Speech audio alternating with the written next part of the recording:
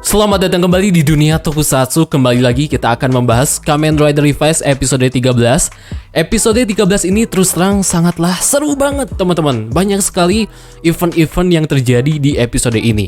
Jadi sekarang sepertinya akan membahas video ini dengan sangat singkat, padat, dan juga jelas. Karena yaitu gitu ya, banyak poin-poin yang terjadi di episode kali ini.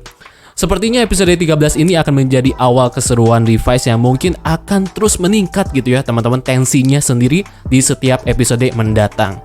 Sebelum kita mulai, saya ingin memberikan sebuah pengumuman bahwa segmen opini kalian akan dimulai besok ya teman-teman.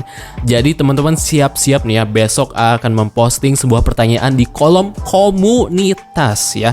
Ingat teman-teman, yang belum tahu rule-nya, aturannya untuk mengikuti segmen opini kalian ini, silahkan tonton dulu videonya. Linknya taruh di pojok kanan video ini. Itu ya teman-teman pengumumannya. Baiklah, tanpa basa-basi lagi kita langsung saja bahas Kamen Rider Revice episode 13 yang berjudul Panggilan Darurat dari Phoenix. Di pembukaan opening episode 13 ini, seperti teman-teman lihat, markas Skybase alias markas Phoenix itu terlihat telah mendarat untuk melakukan pengisian bahan bakar dan lain sebagainya. Di markas Phoenix ini ternyata menjadi tempat penahanan bagi para pelaku-pelaku kejahatan atau para anggota-anggota Deadman yang sebelumnya pernah beraksi gitu ya teman-teman. Ternyata ada banyak masyarakat yang mengeluhkan ketidakjelasan atas penahanan yang dilakukan Phoenix gitu ya terhadap pelaku-pelaku atau mantan anggota-anggota Deadman ini. Aliat berarti ada banyak sekali gitu ya pihak, khususnya masyarakat atau mungkin keluarga si pelaku yang tidak menyetujui proses penahanan yang dilakukan Phoenix. Wah, seru ini ya teman-teman. Ternyata apa yang dilakukan Phoenix, yang katanya Phoenix ini adalah agen pemerintah, itu menjadi polemik ya, pro dan kontra di masyarakat umum. Konflik sosial jatuhnya ini teman-teman. Suka sih kalau ada masalah polemik seperti ini ya. Lanjut lagi, Komandan Wakabayashi mau tak mau harus menugaskan trio Igarashi Kamen Rider untuk menjaga keamanan yang terjadi di episode ini. Tapi sayang seribu sayang, si Main Rider tidak bisa ikut ya, alias Iki untuk bisa ngerusuh di episode ini. Karena driver milik si Iki itu harus disita oleh Bapak Tokufen sejati kita untuk pengembangan mainan di X Bandai terbaru yang akan digunakan Iki nanti, yaitu Body Track Spice Stamp. Dan ada fakta menarik yang terkuak di sini, ternyata iblisnya si Sakura aka Robukofu itu merupakan iblis tipe lama yang diciptakan oleh George. Mungkin bisa tangkap di sini. Libera Driver membuat iblis yang ada di tubuh si pengguna itu memiliki bentuk fisik yang sama seperti dia ketika menjadi Jin Ifrit.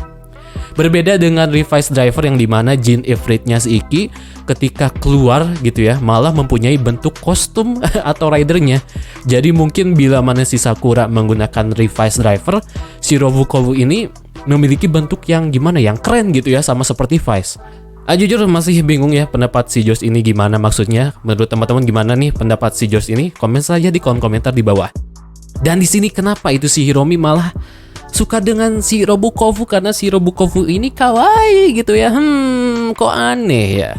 Tashi, kawaii katta shi na.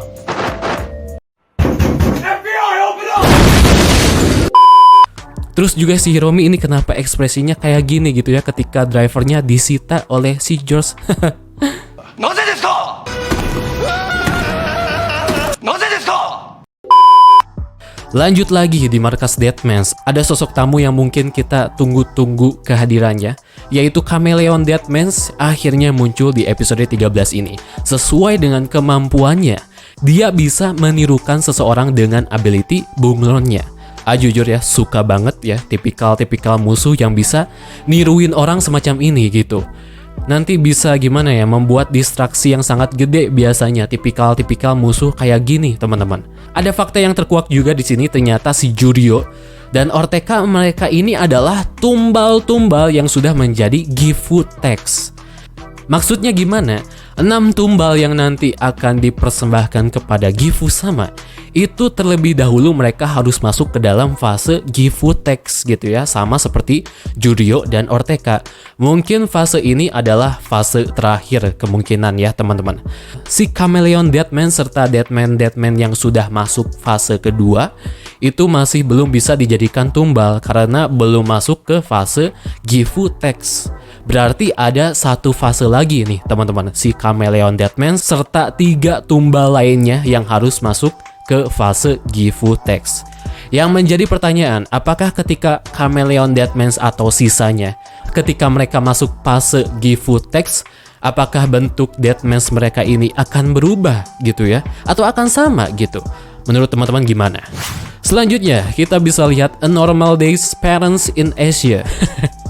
Ini beneran ngakak sih ya, karena melihat adegan lari-larian mamasan sembari bawa pemukul lalat gitu ya, terus mukul-mukul si Sakura, ini beneran lucu banget gitu ya, dan mungkin teman-teman pernah mengalaminya gitu. Lanjut lagi, akhirnya kita bisa lihat si Busan kembali lagi setelah terakhir kita melihat dia ini di episode 7 ya, kalau gak salah. Di sini teman-teman bisa lihat juga si Daiji dan Sakura harus mau tak mau menuntaskan masalah yang terjadi di episode ini tanpa kakaknya ya. Teman-teman bisa lihat di sini si Sakura benar-benar sangat semangat sekali untuk membasmi Deadman. Udah seperti apa ya, potret anak kuliahan semester 1 yang semangat banget ketika masuk kuliah. Sedangkan si Daiji udah kayak potret anak kuliahan semester 7 yang udah mikirnya tuh kesana kemari gitu ya. Dan benar ternyata si Daiji di sini dengan kekuatan instingnya dia bisa sadar bahwa Skybase menjadi incaran utama bagi kaum Deadmans. Ini ya teman-teman yang suka dari Daiji. Otaknya benar-benar bermain gitu ya di sini, benar-benar dipakai banget ya.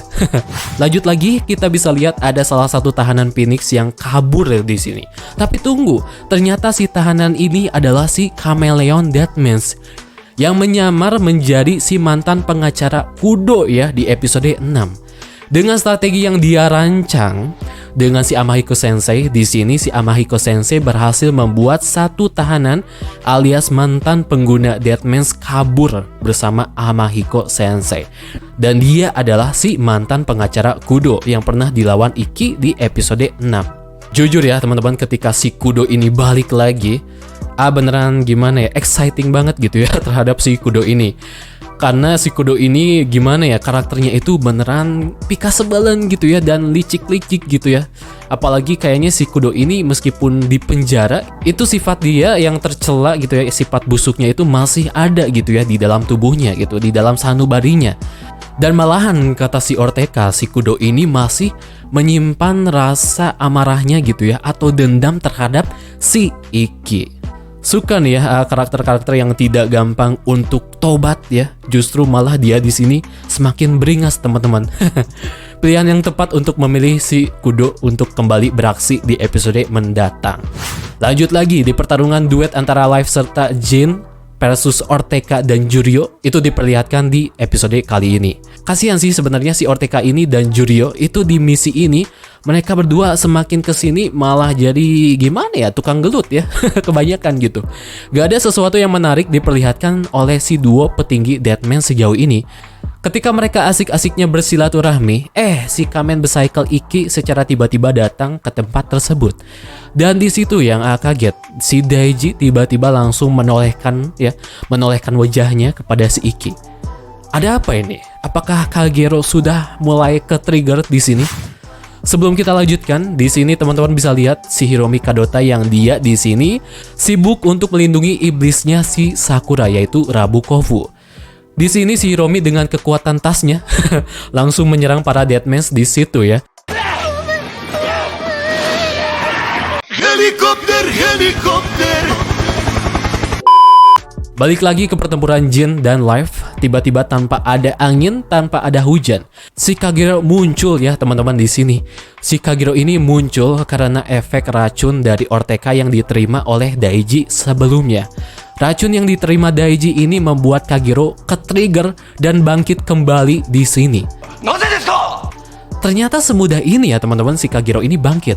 Atau mungkin karena efek sebelumnya di mana Daiji tiba-tiba menoleh Ikki gitu ya, tanpa sebab yang jelas, itu bisa membuat Kagero bangkit lagi. Tapi ya sudahlah, A jujur senang-senang aja ketika si Kagero ini bisa muncul kembali dan ikut ngerusuh di sini ya. Si Sakura pun aka si Jin itu langsung diserbu oleh 3 pria sekaligus di sini.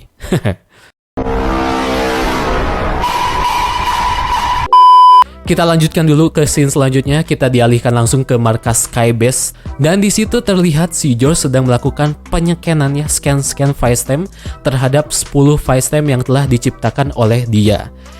Tunggu dulu, teman-teman bisa lihat di sini ada semacam pintu yang menggambarkan seseorang yang sedang mematahkan leher orang lain dan di sini bertuliskan warning. Entah kenapa malah teringat scene Kusaka kampret ya ketika melihat gambar ini. Kembali lagi setelah situasi markas Phoenix semakin kacau balau, tiba-tiba si Iki langsung gerak cepat untuk menolong si George yang sedang sibuk-sibuknya mengurus mainannya yang belum selesai-selesai. Dan tanpa diduga-duga ada seorang anggota Phoenix yang tiba-tiba masuk untuk menolong mereka. Tapi ya ternyata si kutu kupret ini berniat untuk mencuri Revice Driver serta Baritrek Facetem yang sedang dikembangkan oleh George. Dan jujur A suka seperti biasa ekspresi yang dikeluarkan si George di sini seakan-akan dia ini tahu gitu ya bahwa tidak ada yang beres gitu ya di situasi yang saat ini terjadi. Nah, mulai dari sini teman-teman, scene yang menjadi penentu bagi keberlangsungan ikatan Iki serta Vice terjadi di sini. Di sini ketika situasi sedang genting-gentingnya, Iki mau tak mau harus membebaskan Vice ya, alias mengeluarkan Vice dari tubuhnya. Pergolakan batin banget sih ketika Iki mau mengeluarkan Vice di sini. Sepertinya scene ini juga merupakan sebuah callback ya, ketika pertama kali Iki harus mau tak mau untuk mengeluarkan Vice di saat kondisi lagi genting-gentingnya seperti ini. Di episode 1, Iki harus mengeluarkan Vice untuk bisa menghajar para Deadmans. Tapi sayang seribu sayang, omongan si Vice ini ternyata cuman akal bulus saja gitu ya. Alias dia ini bohong dan dia berniat untuk memakan ibunya si Iki. Tapi untungnya semua itu tidak terjadi karena Iki bisa langsung dengan gerak cepat menggunakan Revice Driver. Sedangkan di sini di episode 13, si Iki harus mau tak mau untuk mengeluarkan Vice sama seperti yang dia lakukan di episode 1 untuk bisa membantu Iki membasmi para pengacau di sini gitu ya. Cuman di sini si Iki sudah merasa bahwa dia ini itu percaya gitu ya, percaya sepenuhnya terhadap Vice bahwa dia ini gak akan mengacau atau berniat untuk memakan orang seperti di episode 1. Jujur, ini scene yang menurut A sangatlah keren lah ya, menurut A gitu ya. Pergolakan batin Iki beneran diperlihatkan di sini ya. Ternyata kepercayaan yang ditanamkan Iki serta Vice itu merupakan sebuah bahan terakhir yang bisa membuat Baritrek Facetem ini sempurna. Lanjut lagi, ternyata si anggota Phoenix yang mengacau di sini itu adalah si Chameleon Deadmans yang sedang menyamar menjadi anggota Phoenix. Emang bahaya banget ya si Chameleon Deadmans di sini, teman-teman. Di scene selanjutnya, akhirnya teman-teman kita langsung diperlihatkan dengan debut dari Kamen Rider Heavy Baritrek Genome. Dan A baru sadar ternyata si Vice ini selain dia berguna untuk melawan Deadmans gitu ya ketika dia sudah terbebas, dia juga di sini berperan sangat besar ya ketika Iki ingin berubah menjadi Heavy Baritrek Genome. Coba bayangin kalau gak ada si Vice gitu ya di sini. Itu si Iki bakal selamanya gitu ya teman-teman terkurung di dalam cangkang telur segarigaban tersebut gitu ya. Terus teman-teman juga tahu bahwa di sini si Vice tidak memiliki bentuk terbaru, tidak seperti Revi. Dan katanya kenapa si Vice tidak dapat bentuk baru di sini?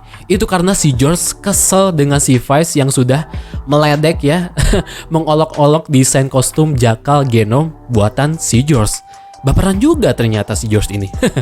Dan ya di sini Vice pun memutuskan untuk merakit, mengelem, menempelkan sisa-sisa telur raksasa bekas hensinya si Revi untuk dijadikan sebuah tameng yang dia gunakan oleh Vice nantinya. Serasa lihat program Henmade Global TV di sini teman-teman.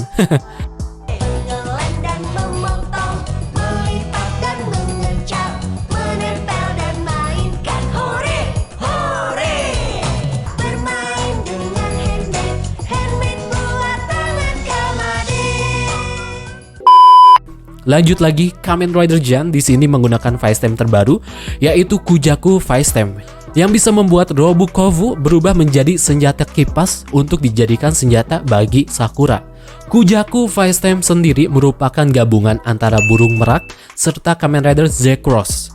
Di sini si Jan ketika sibuk mengurus si Kagero, secara tiba-tiba si George datang dan memberikan kisi-kisi ujian.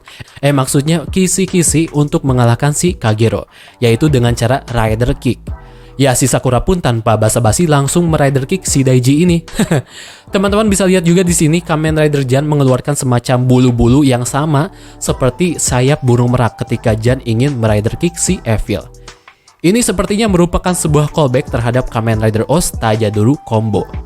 Dan secara cepat Kagero pun berhasil diatasi di sini. Cepat banget ya teman-teman. Kukira atau si Kagero ini tidak semudah ini gitu ya dikalahkan oleh si Jan. Ternyata mudah ya. Tapi ya kita tunggu saja, semoga saja si Kagero ini bangkit kembali di episode mendatang. Tapi Asi pengennya bangkitnya si Kagero ini bisa menjadi sebuah chaos ya, atau kekacauan yang luar biasa bagi Iki, Daiji, dan juga Sakura. Jadi gak ada tuh namanya Kagero bangkit cuman dijadikan samsak seperti ini. Lanjut lagi, Kamen Rider Body Tracks Genom ternyata bisa mensummon remix-remix yang sudah pernah dilakukan oleh Revice sebelumnya.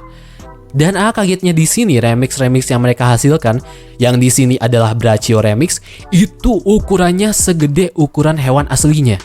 Yang di sini adalah Brachionosaurus yang ukurannya segede gaban, teman-teman ya. Mikir kenapa nggak gini gitu ya ketika remix yang dilakukan Revice itu ukurannya segede gini gitu, atau seukuran hewan aslinya. Kalau segede atau seukuran hewan aslinya bakalan keren jatuhnya teman-teman. Selanjutnya secara mudah si Orteka dan Juryo bisa dijadikan samsak oleh Revi Body Tracks Genom. Berarti ini kali pertama ya sepertinya si Juryo dan Orteka kena rider kick oleh si Revi. Nah yang menjadi pertanyaan di sini, harusnya ketika Revi sukses ya merider kick Orteka dan si Juryo, logikanya Juryo dan Orteka ini menjadi manusia normal, atau minimal terpisah lah gitu ya, wujud iblisnya serta wujud manusianya, sama kayak seperti Kagero, Ibu Seiko, atau si Ayaka. Harusnya seperti itu. Atau mungkin karena Orteka dan Juryo ini sudah menjadi Gifu Text, itu membuat si Orteka dan Juryo ini sepenuhnya sudah menjadi iblis ya teman-teman. Jadi beneran udah menjadi monster lah. Kayaknya seperti itu ya teman-teman. Maka dari itu si Orteka dan Juryo ini ya cuman sekarat aja di sini teman-teman. Oh iya, di sini ingin sedikit berkomentar juga dengan debut si Revi Body Tracks Genom. Biasanya nih teman-teman, debut upgrade form semacam ini itu digunakan ketika si main karakter beneran udah kewalahan untuk menghadapi musuh yang dia lawan. Contoh seperti Zero One Shining Hopper atau enggak Saber Dragonic Knight. Form mereka ini digunakan ketika mereka beneran sulit ya, beneran sulit banget untuk bisa mengalahkan musuh terkuat di sepanjang episode tersebut. Tapi si Revi di sini beneran enggak teman-teman. Dan jujur serasa debut si Revi Body Tracks Genom ini tidak ada feel-nya sama sekali. Ya udah gitu ya, cuman form baru aja gitu. Feel-nya beneran gak ada sama sekali. Ada sih ya teman-teman feel-nya ketika proses mendapatkan Body Tracks Fire Stem ini. Cuman tujuan penggunaan Body Tracks Fire Stem ini ya udah gitu ya, cuman segitu aja gitu. Toh juga si Orteka dan Juryo masih hidup-hidup aja gitu ya. Itu aja sih yang menurut sangat disayangkan gitu ya penggunaan si Revi Body Tracks Genom di sini. Lanjut lagi, teman-teman bisa lihat di sini si Amahiko Sensei berhasil membebaskan si pengacara Kudo ya. Dan entah kenapa melihat scene ini, serasa Kudo dan Amahiko Sensei malah terlihat cocok gitu ya untuk menjadi kaki tangannya si Aguilera. Si Orteka dan Juryo malah meh gitu ya, malah ya udah gitu. Kayak gak cocok aja gitu ya. Kasihan ya sebenarnya. Scene selanjutnya teman-teman bisa lihat di sini, si Vice benar-benar sudah terbebas 100% ya. Dan si Sakura pun di sini langsung kayak kaget gitu ya ketika melihat si Vice yang sudah terbebas alias sudah memiliki bentuk fisiknya di sini. Kita tunggu saja teman-teman perkembangan apa yang akan terjadi menimpa Ikki ya ketika Vice telah terbebas seperti ini. Apakah ini ada sangkut pautnya gitu ya dengan foto Ikki yang selalu menghilang gitu ya bersama Daiji dan Sakura? Atau bagaimana nih menurut teman-teman? Dan sebelum kita akhiri pembahasan ini, teman-teman sudah tahu ternyata si Chameleon Deadman ini adalah si Kapten Kiper Wakabayashi. Dan dia juga ternyata yang telah membuka gerbang Skybase dan memasukkan para Deadman ke dalam markas Skybase. Ternyata si Kapten Wakabayashi ini adalah Deadman teman-teman. Asi jujur ya sudah curiga gitu jauh-jauh hari sama si Kapten Wakabayashi ini. Dan A tidak kaget sama sekali ketika Kapten Wakabayashi ini adalah Deadman. Tapi tunggu teman-teman, yakin nih si Chameleon Deadman ini adalah kiper Wakabayashi, maksudnya Kapten Wakabayashi? Atau Chameleon Deadman di sini itu meniru wujud si Kapten Wakabayashi? Dan si Kapten Wakabayashi yang asli itu diculik sama dia dan disembunyikan di tempat entah berantah gitu. Gimana nih menurut teman-teman? Dan kalau teman-teman tahu yang mendirect episode 13 dan 14 minggu depan adalah Kazuya Horiuchi. Dia yang telah mendirect episode 5 dan 6 yang dimana episode tersebut kita diperlihatkan dengan siapa misteri dari si Kamen Rider Evil. Jadi kalau kita lihat dari direkturnya sendiri ya, atau sutradaranya sendiri, sepertinya akan ada sebuah plot twist di episode 14 nanti teman-teman. Kita tunggu saja, semoga saja plot twistnya benar-benar gila ya. Sama seperti plot twistnya si Evil adalah Daiji aka Kagero. Baiklah, itu saja mungkin teman-teman pembahasan episode 13 Kamen Rider Revice yang sangatlah seru sekali. Sudah mulai nih ya teman-teman, tensi cerita Kamen Rider Revice udah beneran mulai naik di sini ya teman-teman. Seperti biasa, kalau teman-teman punya saran, opini, tambahan, kritik dan lain sebagainya, silahkan komen di kolom komentar di bawah. Seperti biasa, teman-teman akan upload satu video lagi mengenai pembahasan Kamen Rider Revice episode 14 preview. Ditunggu aja ya teman-teman. Baiklah, itu saja mungkin teman-teman video pembahasan kali ini. Terima kasih bagi teman-teman yang sudah menyaksikan dari awal sampai akhir. Mohon maaf bila ada salah kata dalam pembahasan video kali ini. Kalau begitu, pamit undur diri. Terima kasih dan sampai jumpa.